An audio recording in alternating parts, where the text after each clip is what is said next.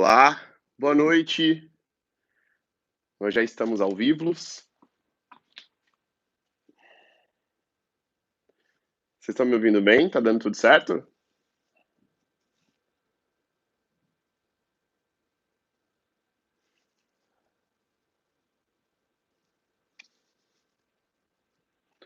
Bom, gente, eu acho que deve estar dando tudo certo aí já. Eu quero agradecer primeiramente, né, antes de começar, o convite do Centro Cultural UFG, do PROEC e dos parceiros desse projeto, que é o Secom UFG, a Rádio Universitária e a TV UFG. Muito obrigado por esse convite, foi muito legal, vai ser muito legal estar aqui para falar sobre esse projeto e sobre esse momento tenebroso e sombrio que a gente está vivendo, né, para a cultura do país, do mundo inteiro, na verdade.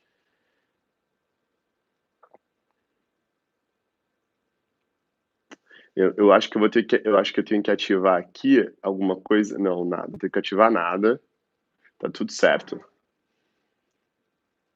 Eu acho que vocês falam comigo para. Boa noite a todos. Olá, Adriana Cavalcante, tudo bem?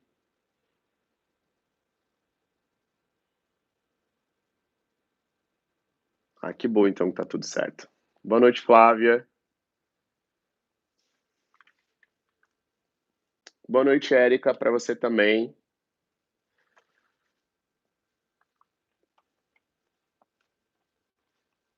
Tá, então vamos lá, vamos começar, né?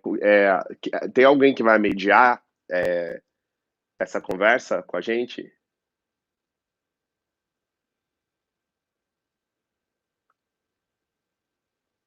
Olá, João Vitor, tudo ok?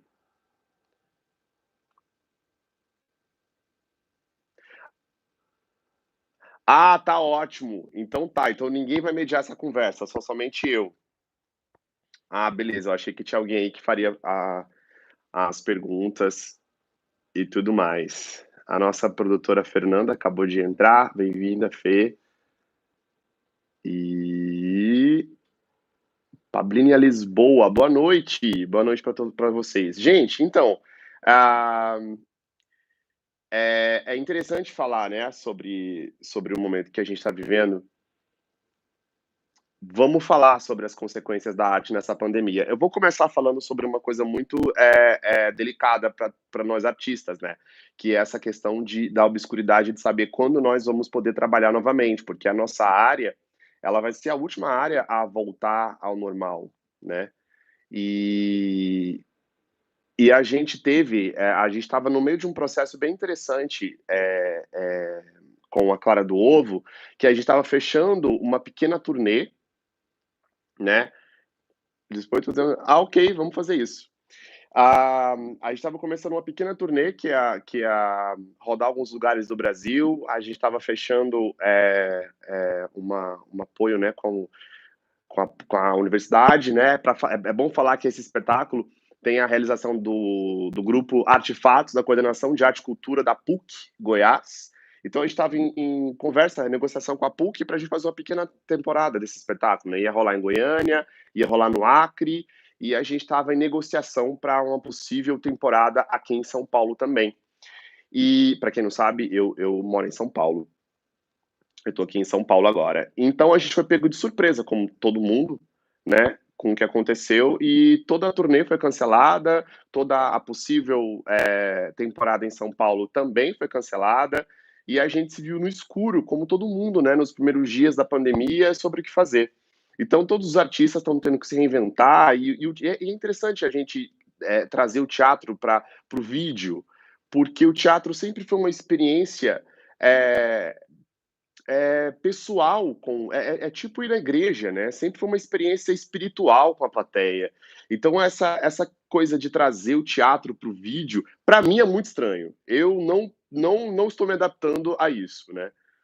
Não houve nenhuma sugestão para execução no segundo semestre. Então a gente está estudando as possibilidades de execução da peça no segundo semestre, mas nós ainda estamos meio perdidos com relação à luz dessa pandemia, porque, por exemplo, a gente tem os Estados Unidos, vou pegar os Estados Unidos como exemplo, né, que é a Broadway, que é o maior polo cultural do mundo de teatro, né, Estados Unidos, a Europa, enfim, eles estão fechados, então não tem lá, eles estão com possibilidade de abertura de espetáculos de novo após agosto, né? Se lá que tem dinheiro para fazer isso, tem um fomento para fazer isso, eles colocaram a palavra possibilidade. Imagina a gente, né, que tem que arrastar aí atrás de fomento, atrás de dinheiro, atrás de teatro, atrás de tanta coisa para a gente poder realizar o que a gente quer nesse país. Então vai ser um pouco mais demorado. E a nossa área vai ser a última área a voltar, né? Os comércios devem reabrir primeiro, depois devem reabrir os grandes festivais, depois devem reabrir os grandes shows, e aí sim a gente, né, que estamos lá na beirinha da cadeia da cultura, a gente volta para o teatro. Olá, Cia Sem Nome! Olá, Cia Sem Nome, tudo bem com vocês? Então a gente tem essa possibilidade, sim, de fazer o espetáculo de novo, de voltar. Agora a gente está esperando para ver o que acontece, né? A gente precisa de respostas do universo, eu digo, porque respostas do governo, o governo está perdido, está todo mundo perdido, né? A gente está todo mundo no mesmo barquinho, cada um na sua classe, mas está todo mundo no mesmo barquinho. Você tem inspirado muito te acompanhando. Fiquei bem preocupada com o Cirque du Soleil, que está pedindo falência. Olha, eu não sabia. O Cirque du Soleil está pedindo falência? Eu não sabia disso. Aí a gente pega isso como exemplo, né? Você imagina como é o nosso momento. Mas, enfim, vamos falar um pouco da peça, sobre o processo, de como foi, sem ansiedade, para esperar mais gente chegar aqui também, para poder aproveitar esse período. A Clara do Ovo, ela é um espetáculo, eu quero dizer que, primeiramente, é um espetáculo muito especial para mim e para todos os envolvidos nesse projeto. Primeiro que um projeto que começou em 2004, nós estamos em 2020, e é um projeto que vem, né, desde 2004, a gente ficou direto com ele durante 6 anos. Então, assim, é uma vitória você parar, né, para pensar. E foi muito interessante que eu tinha 18 para 19 anos, quando o Dani falando sobre esse projeto. E aí, eu quero separar essa live em alguns processos, assim, de entendimento. Primeiro, o entendimento do ator. Eu quero falar muito primeiro do entendimento do ator, como foi para mim como ator receber o convite, porque o Danilo Alencar, para quem não é de Goiás, né, para quem está aí e não é de Goiás, ele é, se não o maior, um dos maiores nomes tanto da dramaturgia original quanto da direção, né?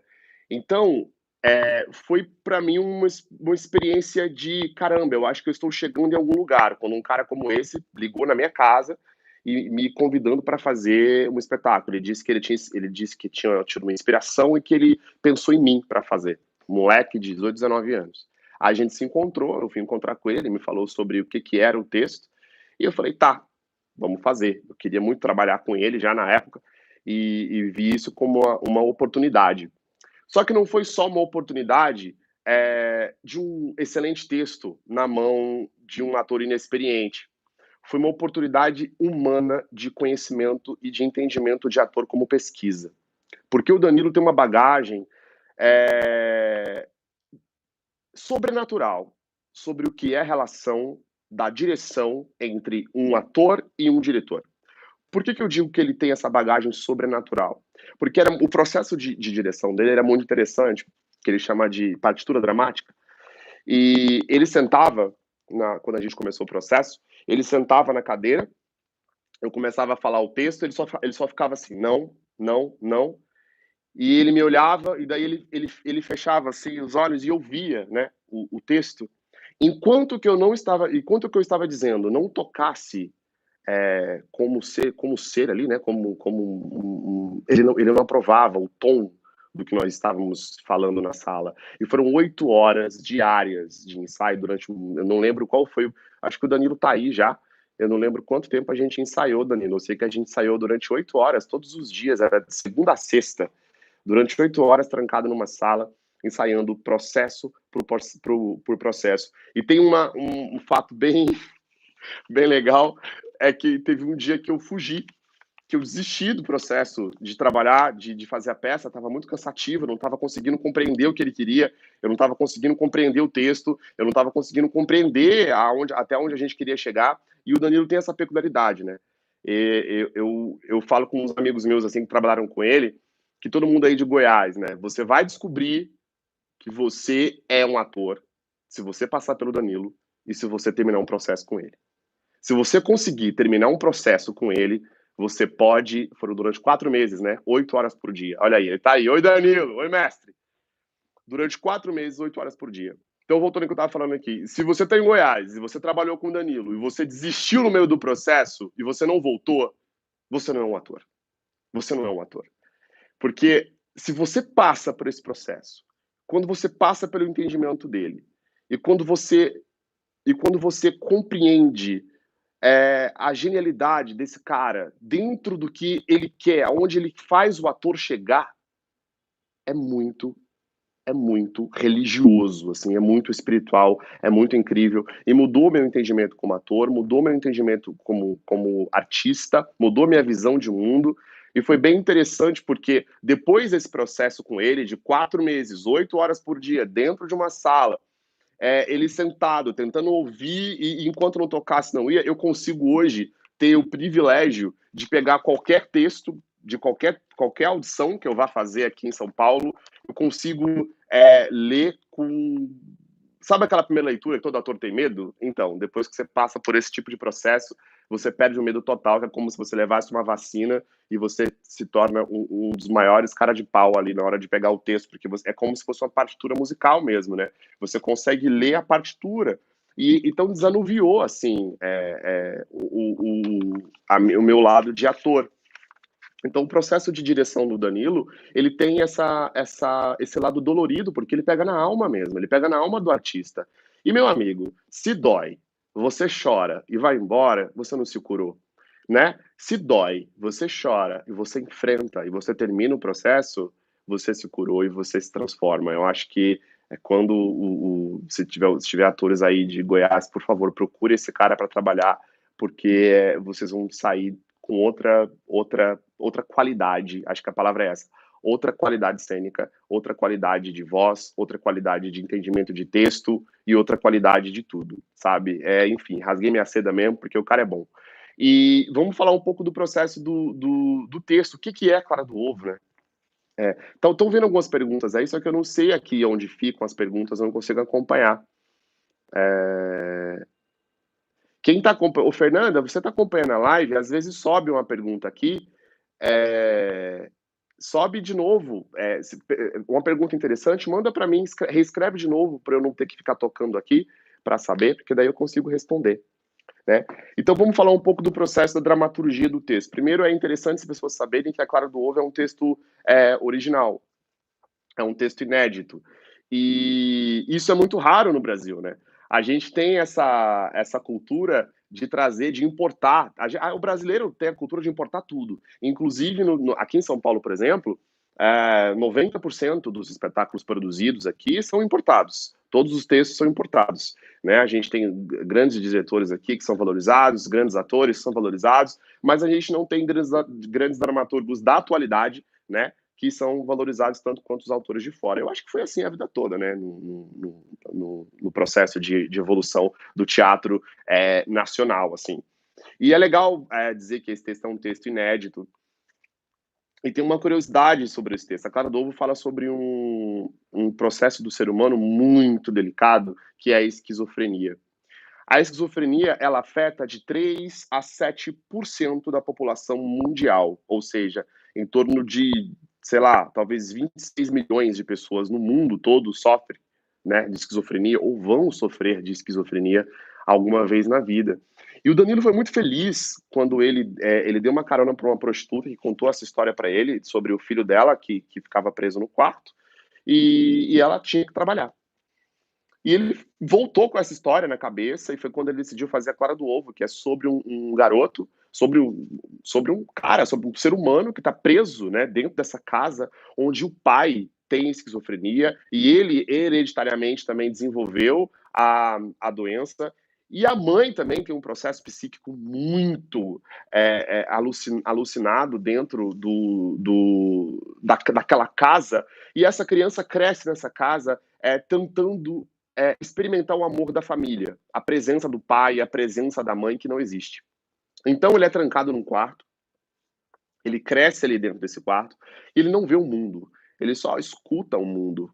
Isso é muito interessante porque para o entendimento do personagem, e para quem, né, sofre de esquizofrenia, ele desenvolve, né, a audição de uma maneira muito peculiar. Então ele começa a sentir as sensações, e a ouvir aquela casa, e a ouvir o mundo. E de repente ele não consegue, ele se vê preso, só que ele alcança uma janela no quarto dele, onde ele vê o galinheiro do vizinho. E ali ele vê a galinha, como a galinha cuida dos pintinhos e tal. E ele pensa assim, o Valdo, né? Eu queria ter aquele amor pra mim. E ele começa a querer se transformar numa galinha para poder sentir o amor que ele não sente em casa. Então é muito dolorido falar sobre esse, essa peça, sobre esse texto. É muito dolorido falar sobre isso, porque a esquizofrenia também, ela faz com que essas pessoas tenham uma condição social muito difícil, porque são pessoas que não conseguem trabalho, então envolve pobreza, miséria, enfim, e assim também é a vida do Valdo ali, né? E aí a gente entra no processo criativo também dos outros profissionais envolvidos no espetáculo, que quando a gente foi estrear, Danilo fez questão de que a trilha sonora fosse também a mesma viagem que o personagem tinha. Então, primeiro a gente começa pelo cenário, que é simples e é sensacional, que você assiste a imaginação do Valdo projetada num espaço físico onde é recortado exatamente milhos no chão, aí tem um toco, que é um puleiro do Valdo, e tem as cadeiras ali que são o médico, e esse universo, que é o médico, e esse universo se transforma em tudo, se transforma na casa, se transforma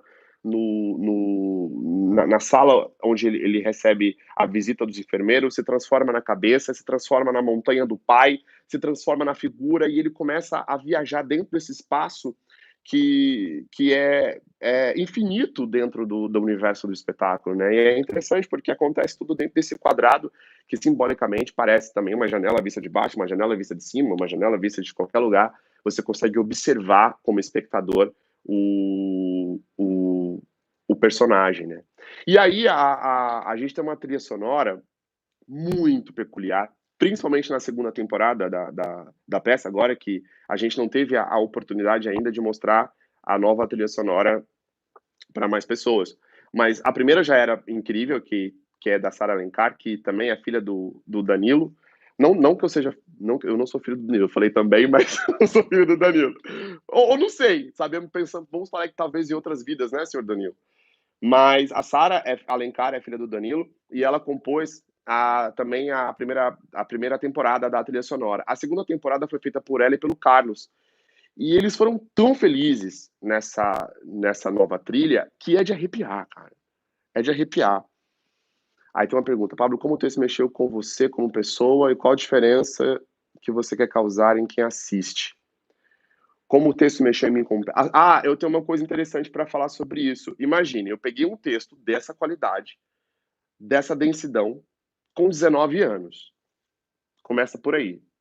Uma pessoa de 19 anos, ela não tem um entendimento da vida. Quem perguntou isso foi o João Valério. Obrigado, João Valério, pela pergunta. Uma pessoa de 19 anos, ela não tem um entendimento da vida. Um ator de 19 anos, ele só quer ser famoso e acabou, né? Ele não entende que vai demorar ainda, que o processo ali é outro. E foi mexendo comigo aos poucos, e mexe comigo até hoje. Então, assim, tem vários momentos do espetáculo, depois que eu fiquei mais velho, eu tava no meio do espetáculo. Às vezes eu tava apresentando e falava assim, meu Deus, o que eu tô dizendo, né?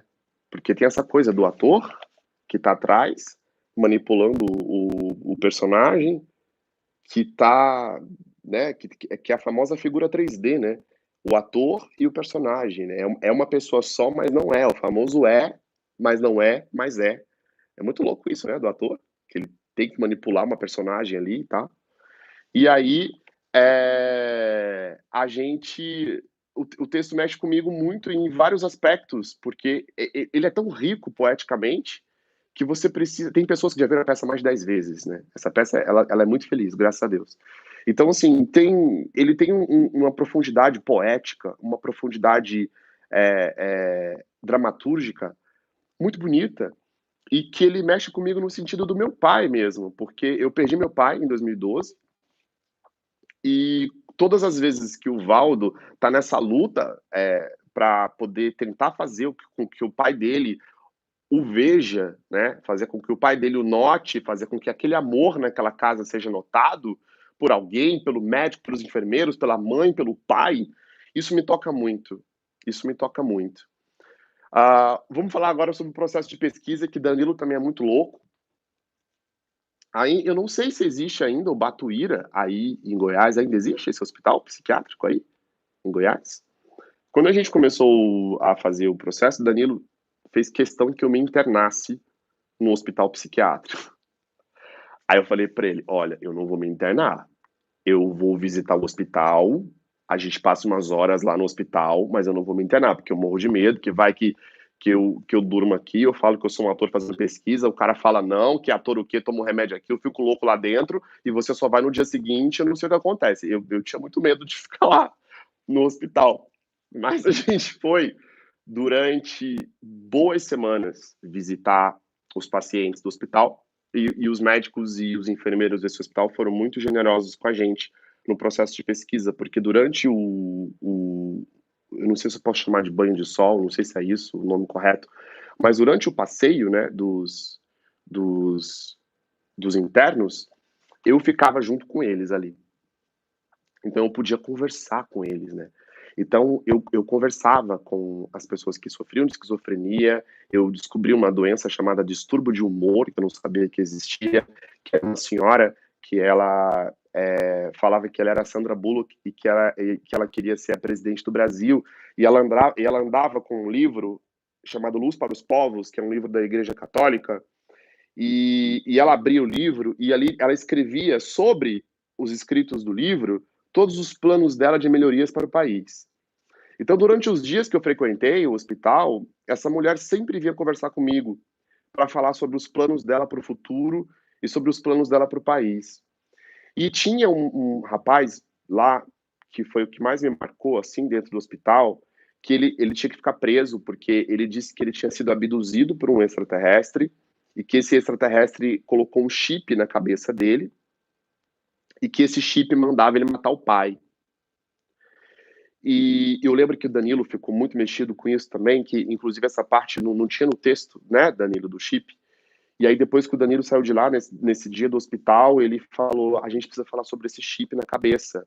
A gente precisa falar sobre esse chip na cabeça, porque as pessoas que sofrem de esquizofrenia, elas não sabem distinguir o que é real e o que não é real. Então elas criam todo um universo que parar no hospital, porque ele tinha esse chip, né, digamos assim, essa coisa que ele falou, que ele era perigoso para a família. Então era muito triste ver ele lá, porque ele tinha uma saudade do pai dele, e foi muito importante para a construção do Valdo, porque foi a relação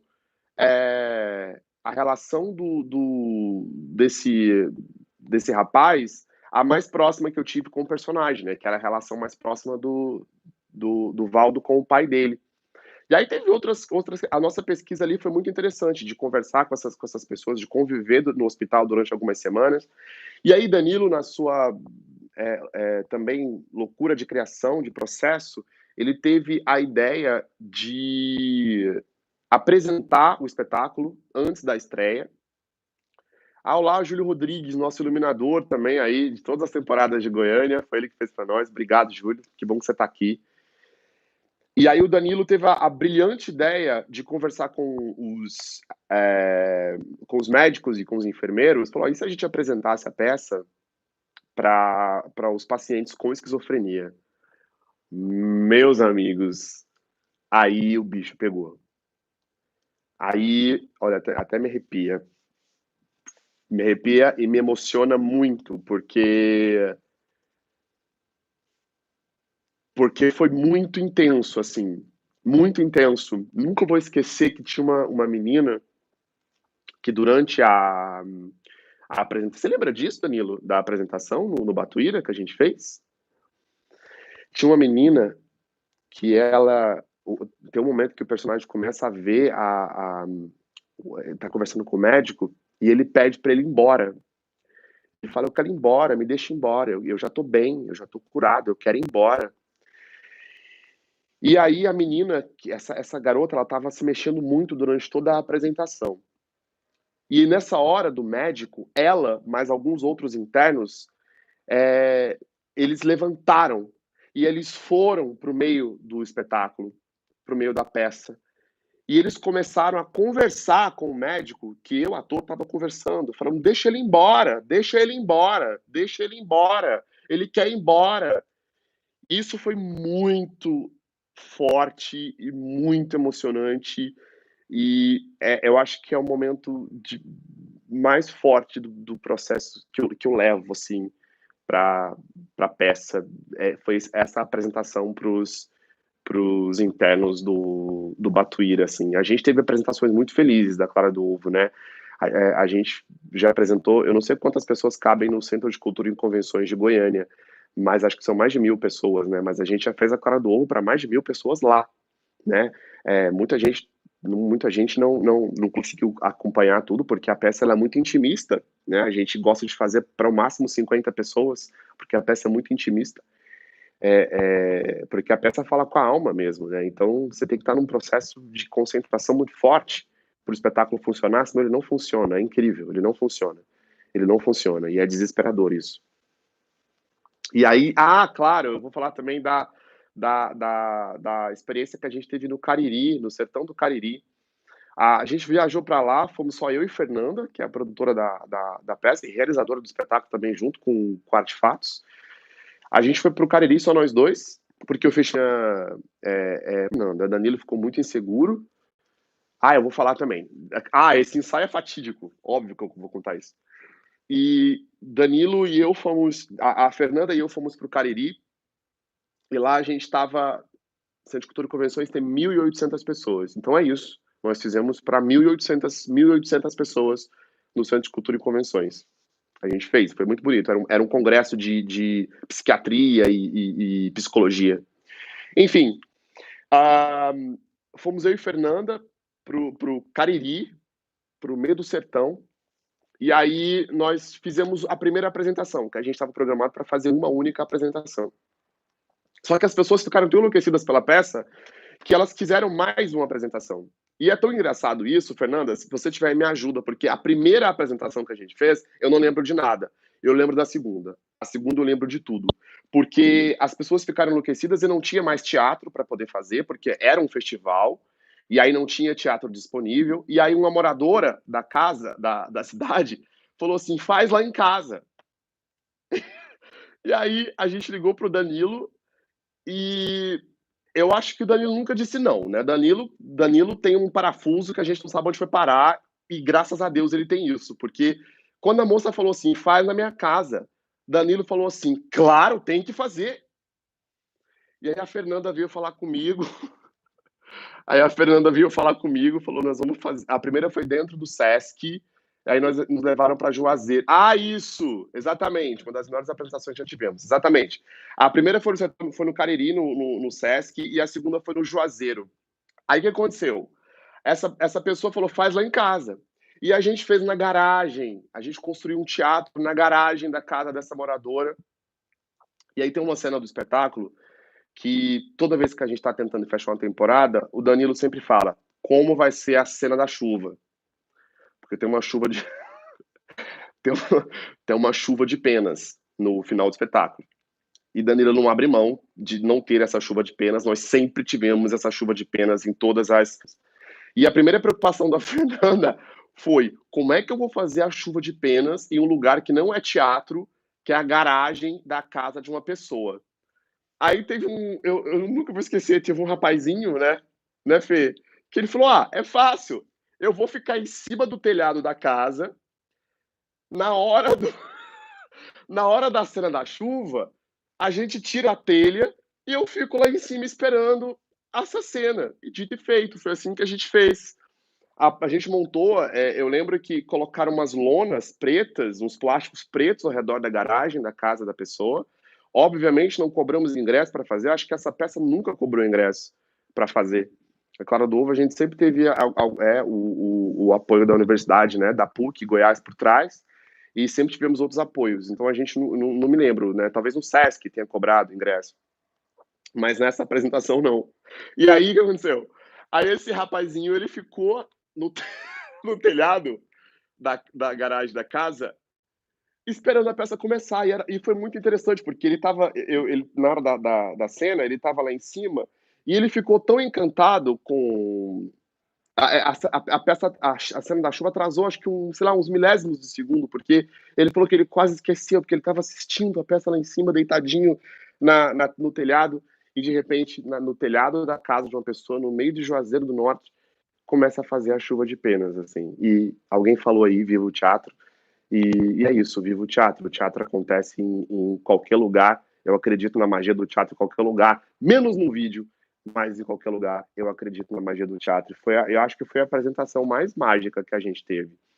E outra história muito boa do processo de criação da Cara do Ovo, do processo que a gente teve, foi o ensaio que a gente foi pro Acre, fazer uma temporada no Acre, num festival que tinha lá. Fizemos, acho que 2 ou 3 sessões lá, não me engano, não me lembro. O Danilo é o louco do ensaio, né? Ele não faz nada sem ensaio e a gente ensaiava todos os dias, todos os dias, todos os dias, todos os dias, todos os dias. E aí, né, ele conseguiu, com a prefeitura do Acre, no meio de um festival, um teatro só pra gente. Ensaiar. Era um teatro lindo, com a plateia elisabetana. Uma coisa absurda, né? Do tempo do Chico Mendes. Uma coisa absurda, de lindo. E era um teatro que era só nosso. A gente ficava lá o dia inteiro, durante mais de 6 horas por dia. Aí teve um dia que eu tava muito cansado, no meio do ensaio. Eu tava muito cansado, muito estressado. Eu cheguei no meu nível, eu tinha chegado no meu nível de estresse máximo. Daí o Danilo falou, ele parou e falou pra mim assim: calma, você quer uma água? Eu só olhei pra ele assim e falei, eu acho que eu quero parar. Ele, não, vamos fazer mais um. Você quer uma água? Eu vou buscar uma água pra você. Aí eu parei assim e falei, meu Deus do céu, o que que eu tô fazendo aqui? E ele foi buscar uma água. Quando ele me volta, eu escuto o Danilo no fundo do teatro assim, pode entrar, gente, pode entrar, gente, pode entrar. Danilo encontrou uma tour de gringos, eram ingleses, espanhóis, americanos, e um guia. A única pessoa que falava português era o guia. Uma única pessoa. E esses gringos estavam fazendo um tour por Rio Branco. Danilo estava numa praça. Danilo falou para eles assim: falou, olha, eu estou fazendo um ensaio de uma peça, vocês não querem assistir? E de repente os gringos toparam assistir. O guia. Aí me entra. O guia, sei lá, umas 8 pessoas, mais ou menos. Aí o Danilo fala para mim assim: olha, eu trouxe uma plateia para você. Eu fiquei desesperado, porque eu achei que ia tomar uma água e a gente ia acabar um ensaio. E aí, de repente, ele falou, vamos fazer mais uma. Falei, beleza. Ele apagou a luz, o Rio Branco, para quem não foi, um calor infernal, o teatro com ar-condicionado ligado. Resultado, comecei o ensaio. Nervoso, foi o ensaio mais desesperador que eu fiz na vida. Quando acabou o ensaio, o Danilo acendeu a luzinha da plateia. Todos os gringos dormindo. Todos eles com a boca aberta dormindo. Aí só o guia que estava acordado. Aí o guia começou a bater a palminha. E aí os gringos perceberam que eles estavam dormindo. E aí os gringos começaram a levantar e bater a palminha também. Então foi muito louco, assim. E no Acre a gente foi muito feliz também. Com a apresentação lá. Lá a gente fez. Lá também o teatro foi grande. A gente fez um teatro que foi o teatro principal do Acre, do Rio Branco. Acho que cabem 500 pessoas, se eu não me engano. O teatro de lá. E foi muito especial as apresentações que a gente fez lá. E eu carrego amigos até hoje por conta desse festival. Foi muito incrível, assim. Então, esse espetáculo. Esse espetáculo tem uma história, tem histórias maravilhosas, com muita paixão esse projeto, né? Então, a gente nunca disse não para como é que fala, nenhum empecilho para esse espetáculo acontecer, né? E aí, estão perguntando aqui um pouquinho do processo da concepção da maquiagem. E outra coisa também que é desesperador, que é o processo da maquiagem, né? A, a maquiagem, ela demora em torno. O espetáculo tem 50 minutos, tá, gente? A maquiagem demora 4 horas para ficar pronta. Então, eu tenho que chegar no teatro 4 horas antes da peça começar. E quem concebeu a maquiagem foi o Franco Pimentel, que também é um artista de Goiás. Toda a produção, eu sou a única pessoa da peça que mora em São Paulo. Toda a produção, a peça é de Goiás, a produção é de Goiás, todo mundo é de lá. Todos os criadores, todos os criativos da peça são de lá. E aí, eu fico 4 horas para fazer a maquiagem, com o Danilo entrando e saindo desesperado dentro do camarim, porque a gente tem um processo de aquecimento para fazer a peça. Eu preciso estar aquecido para fazer a peça, né? E aí o Danilo toda hora, quem conhece ele sabe, com aquele jeitinho dele, entra, Franco, pelo amor de Deus, Franco, está pronto, Franco. E o Franco, totalmente Frida Kahlo, o tempo dele, fazendo a maquiagem, calma Danilo, secador de cabelo para cima, secador de cabelo para baixo, porque ele monta até a sunga que, né, o tapa-sexo que eu uso, toda careca, até achar o tom, e eu sentado durante 4 horas esperando fazer a careca. Eu acho que eu tinha até essa careca aqui para mostrar para quem não viu. Eu tenho uma aqui em algum lugar. Franco Pimentel é genial. E, e Danilo entrando e saindo o tempo todo do camarim. E, então, assim, a peça tem 55 minutos, mais ou menos, o processo de maquiagem demora 4 horas, em torno de 4 horas.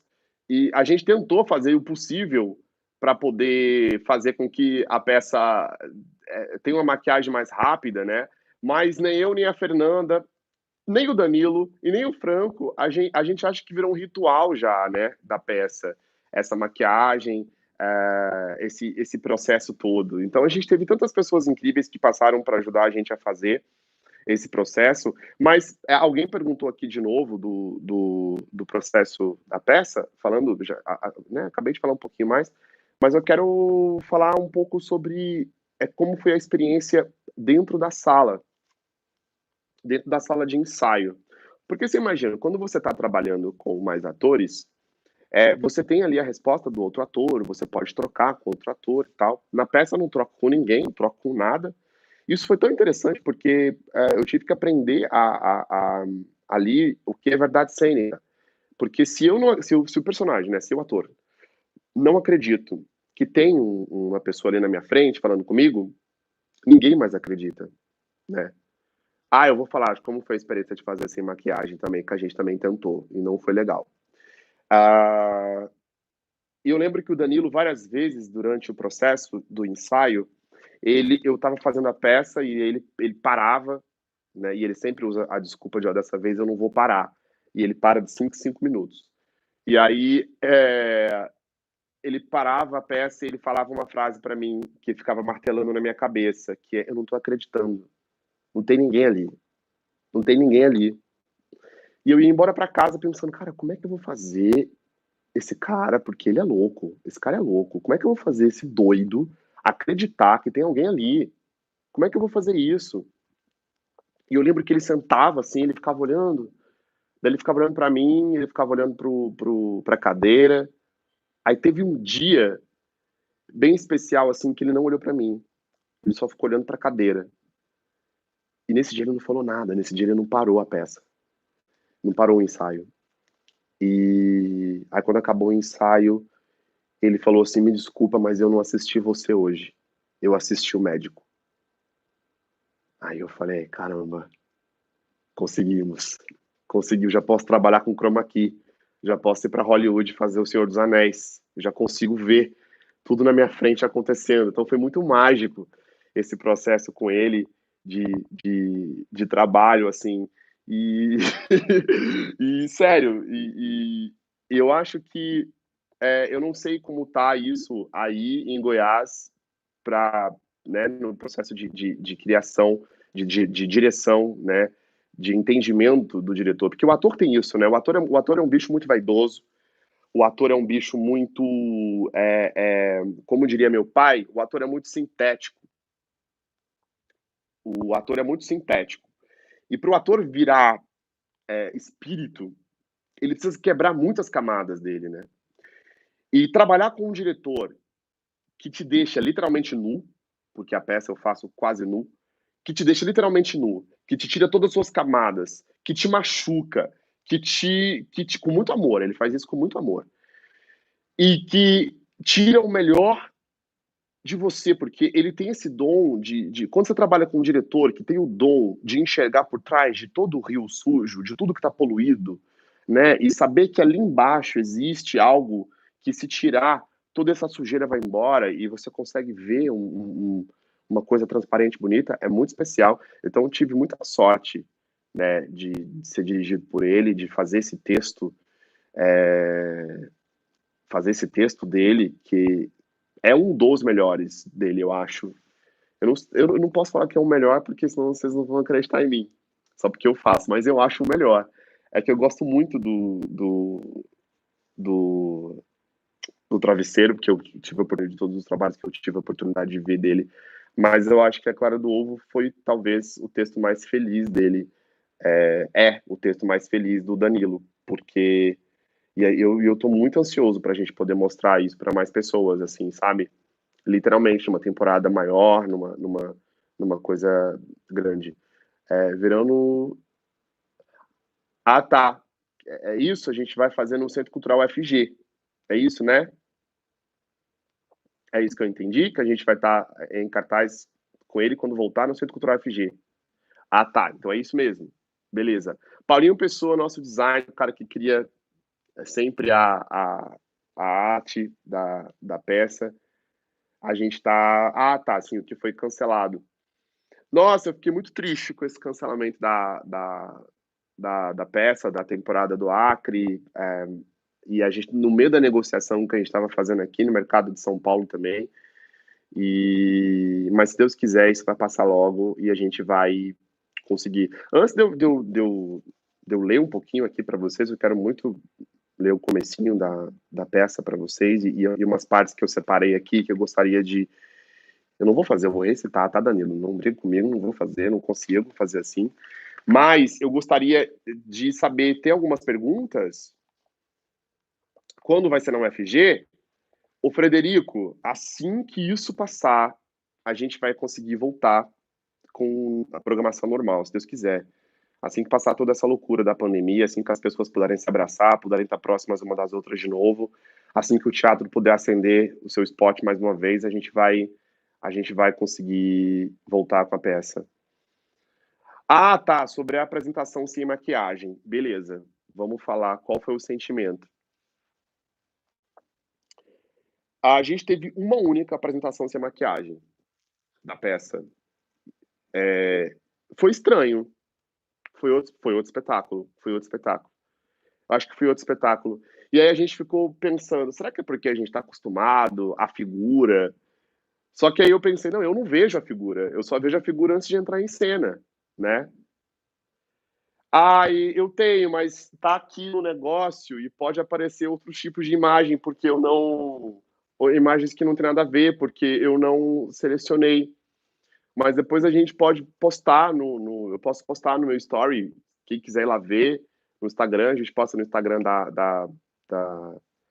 no seu Instagram também, da F2 Produções, a gente pode postar. Eu posso postar o processo da maquiagem, tudo. Mas eu não separei. Eu queria ter separado também a foto do cenário que eu queria mostrar, mas eu não estava aqui na Apple TV, estava só no computador e eu não consegui. Não lembrei que eu não estava aqui, infelizmente. Mas foi outra peça. Para mim foi outra peça também, porque eu achei que fosse internamente foi esquisito. Só que eu não estava vendo, né? Tá, vamos deixar como surpresa, então. Vamos deixar como surpresa. Vocês vão ver depois isso. Mas a fazer, acho que a maquiagem, o processo da maquiagem, aquela sensação de estar com a cabeça e eu acho que até mesmo que eu raspei a cabeça o ano passado para fazer um filme. E aí eu falei, interessante, eu posso fazer isso para peça também. Mas eu falei, parece que é um ritual, né? Já virou um ritual. Aquela coisa que às vezes você provoca a dor para você sobreviver, né? Eu acho que a gente acabou provocando essa demora para ter essa emoção da peça. Meu Deus, sim! A produção, vou falar sobre ir de ônibus pro Acre. Danilo, sim, gente, eu fui de ônibus pro Acre. Foram 30 horas? 32 horas? Foram 32 horas, eu acho. 32 ou 24 horas. Não sei, não me lembro. Danilo chegou em mim e falou o seguinte: olha só, nós não temos orçamento para ir os dois de avião. Sempre Danilo, né? Mas nós temos orçamento para voltar os dois de avião. Aí o Danilo falou: e eu tô com uma dor nas costas muito grande. Você se importa de ir de ônibus? Eu jamais deixaria ele ir de ônibus. E eu tinha 19 anos. Eu falei, imagina, eu vou de ônibus, maravilhoso. Não tinha noção nem de onde era o Acre, né? E eu entrei no ônibus com. Eu já fui lá no Instagram dele achar fotos da caracterização. Ah, mas você conseguiu achar? Eu vou postar no meu Instagram depois. E aí o que aconteceu? Eu entrei no ônibus, eu, o Toque e as cadeiras, porque o Toque e as cadeiras viajaram comigo. E é legal porque as cadeiras mudaram. Mas o toco, a gente usa o mesmo desde a primeira apresentação. A Danila não é 10, não tem número para ele. Enfim, aí o que aconteceu? Eu entrei no ônibus, achando, sei lá, que ia demorar horas. Meu amigo, meu amigo. E foi passando, foi passando, foi passando, foi passando, foi passando, foi passando. E o mais interessante da experiência foi não tomar banho, que eu não tomei banho durante a viagem. E o mais interessante foi ver as árvores, porque o Cerrado tem um tipo de árvore, né? Que é um pouco mais fina. E eu lembro disso, que eu fui vendo pela janela, assim, e as árvores elas iam aumentando de grossura. Então, quando estava chegando perto da região já, lá do Acre, as árvores começaram a ficar gigantes, assim, e eu falei, nossa, então foi uma experiência muito linda, assim. Não sei se eu repetiria ir de ônibus mais uma vez pro Acre, mas foi uma experiência. Foi para quem tinha 19 anos, foi gostoso, foi gostoso. A gente foi bem feliz em todas as decisões que a gente tomou para Clara do Ovo, todas elas. A gente só não. Quando o Pablo chegou, apareceu uma galinha.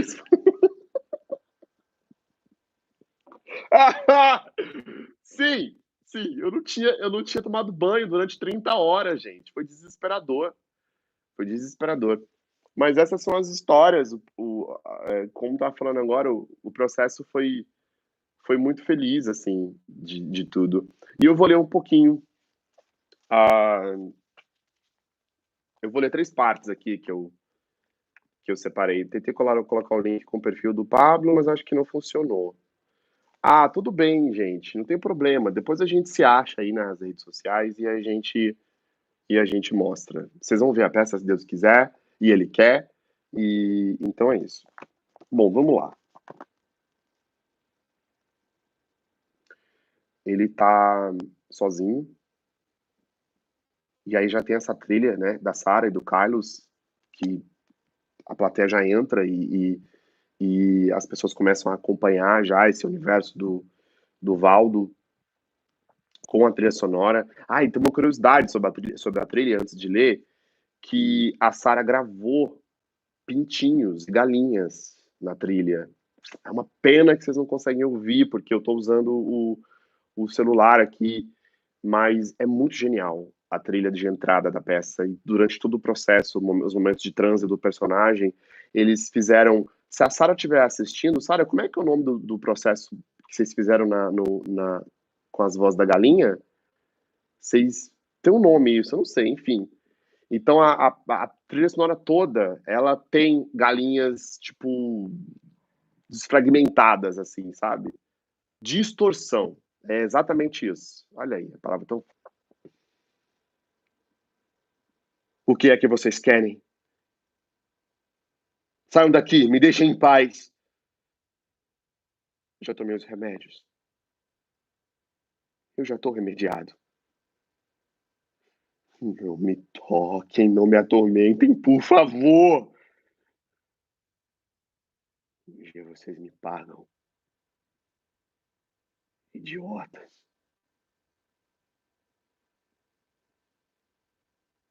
Quando é que o senhor vai me tirar daqui? Por quanto tempo ainda pretende me manter nesse lugar? Hum, eu não quero falar sobre isso. Tá bom. Ela saía todas as manhãs para ir trabalhar. Se pintava, se vestia, tudo muito estranho, tudo muito colorido. Cantarolava umas músicas tristes. Me trancava no quarto e ia trabalhar. Com 7 anos de idade, era difícil compreender aquele mundo colorido com músicas tristes. Vai ver, o mundo era assim mesmo, eu pensava.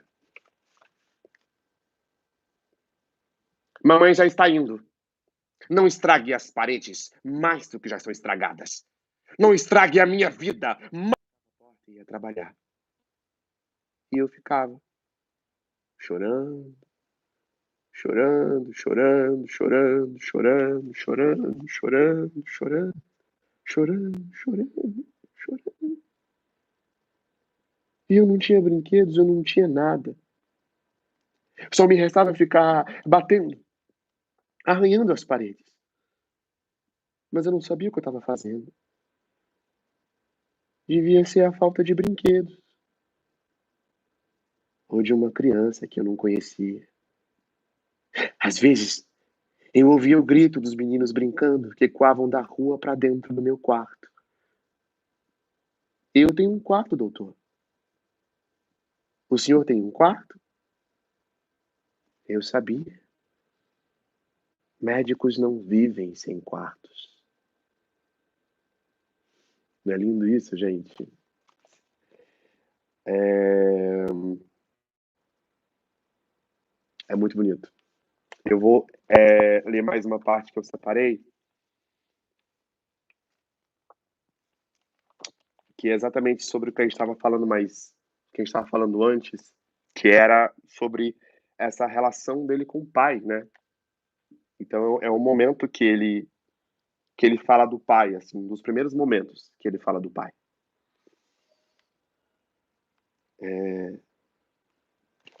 Ela vem logo depois de um surto que ele tem, e ele diz o seguinte: meu pai tinha razão.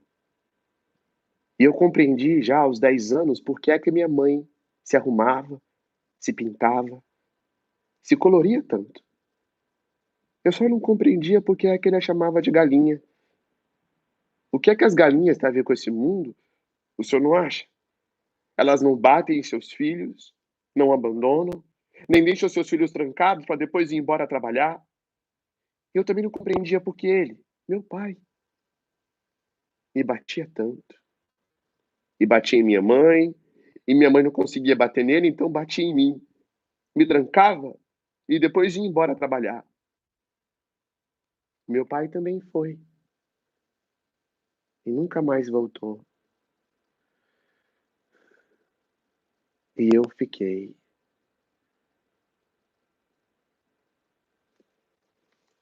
É isso. Olha aí, até perdemos aqui o. Perdemos o logo. Deve voltar. É linda essa parte, né? Do, do pai. Olha aí, tá vendo o que eu falei, gente? Pronto. É linda essa parte do pai, né? E quando ele fala, o meu pai foi e nunca mais voltou, e eu fiquei. Eu lembro que a gente ficou muito tempo para conseguir encontrar essa pausa dramática. Sim, o Danilo dirige exatamente as pausas dramáticas. Nada nesse texto é de graça. E eu tenho a prova aqui, ó, porque tem todas as anotações no texto que a gente trabalha. Olha que interessante. A gente tem todas as anotações que a gente trabalha no texto. Então eu lembro que a gente ficou muito tempo para encontrar essa pausa dramática ensaiar essa pausa dramática e não deixar essa pausa dramática virar qualquer coisa, né? E, enfim, foi um processo, é um processo e a gente espera de coração que isso passe logo para a gente poder compartilhar com todos vocês o mais breve possível. Eu acho que é isso, né, gente? Vocês querem perguntar mais alguma coisa? Tem mais alguma informação para falar? Fernanda, você tá aí? Tem mais alguma coisa? Se vocês estiverem falando, acho que tá demorando para subir aqui. Eu não tô vendo nada ainda. Xande, você tá aí? Ah, tá. Então tá ótimo. Obrigado, Xande, por estar acompanhando. Que legal. E te amo também, meu amigo. E, gente, então acho que é isso, né? Danilo quer mandar um recado? Quer falar alguma coisa? Acho que faltou alguma coisa de eu falar ou não? Muito obrigado, Consuelo. Precisamos. Sim, gente, por favor, vocês precisam assistir assim que a gente voltar. Deixa eu ver, que além da maquiagem, eu começo a preparação nos dias de apresentação. Eu como muito. A minha preparação é comer. Fora, a Fernanda fica desesperada. Ela, ela já sabe, ela já sabe disso. Eu preciso comer, eu preciso. Danilo não entende. Ele fala: como é que você pode comer antes dessa peça? Eu preciso comer. Eu como. Então, eu preciso ter comida. É um processo de energia, porque eu tô lá, eu fico quieto no camarim, eu quase não converso e eu como muito. Então, no camarim tem que ter a comida, porque é desesperador. E aí a gente tem, depois da comida, a gente tem uma corrida, né? Que eu faço com o Dan, ao redor do cenário. A gente tem um tempo, acho que talvez 20 minutos, eu corro ao redor do cenário, com o Franco correndo atrás de mim, desesperado, porque como eu tô correndo antes da maquiagem, a careca já começa a descolar. Então, eu correndo, Danilo mandando eu correr mais rápido, o Franco mandando eu correr mais devagar, e a Fernanda enfiando comida na minha boca. É mais ou menos assim o processo. É mais leve do que as pessoas imaginam. É só mesmo uma concentração que a gente tem juntos ali alguns minutos antes da peça. A nossa preparação, ela, ela é muito, é muito, sei lá, a gente precisa se sentir um só, todos nós ali, né? Eu, Danilo, Fernanda, Franco, Júlio, a gente precisa se sentir um só ali. E se a gente não tá conectado ali, a peça não funciona. É muito, muito louco isso. Então a gente tem esse processo todo mundo junto, a gente sempre faz uma rodinha ali, às vezes eu e o Danilo fala as coisas, porque essa peça, se ela não tiver como eu falei mais cedo, se ela não tiver um nível de concentração e de ativação de sensação, ela não funciona. E é desesperador isso. Cada dia eu falo, será que vai funcionar hoje? Será que vai funcionar hoje? Gente, muito obrigado a UFG, obrigado também à PUC, à Coordenação de Arte e Cultura da PUC, por ter liberado a gente para poder falar sobre esse espetáculo hoje. Obrigado, obrigado, obrigado, obrigado por todos vocês que estiveram aí assistindo. Espero que a gente possa voltar em breve. E é isso. A maquiagem é perfeita, também acho. E é isso, gente. Um grande beijo para vocês. Finalizamos aqui e até o teatro, se Deus quiser. É isso. Obrigado, Fê, por ter repetido as perguntas. Obrigado, Danilo. Obrigado, Paulinho. Obrigado a todo mundo. E obrigado ao Pantaleão. Foi muito legal. Obrigado. Eu esqueci o nome do técnico que me ajudou hoje mais cedo a montar aqui a live. A produtora também. Eu esqueci o nome, gente. Desculpa, pelo amor de Deus. Agradece todo mundo aí. Muito obrigado. Até a próxima e tchau. Agora eu vou descobrir como é que eu faço para fechar isso, né? O final dessa live vai ser muito engraçado, gente. Olha eu. A alimentação da Té, tudo bem.